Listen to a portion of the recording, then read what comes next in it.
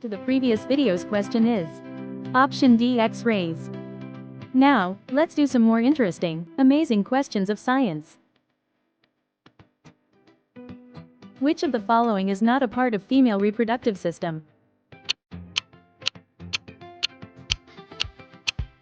Right answer C, testis.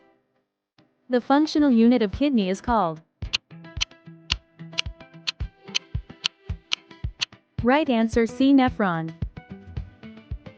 Which metal is stored in kerosene oil? Right answer is sodium. Which gas is released when vinegar reacts with baking soda? Right answer C, carbon dioxide. Which color of light has the shortest wavelength? Right answer D, violet. Which of these dissolves fastest in water? Right answer B, salt. Which part of the plant grows first after seed germination? Right answer B, root. Which animal gives both milk and lays eggs?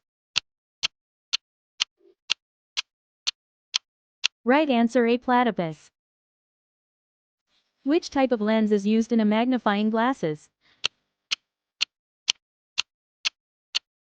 Right answer B, convex. Which gas is most abundant in Earth's atmosphere? Right answer C, nitrogen. Now it's your turn to answer the question. How many legs does a spider have?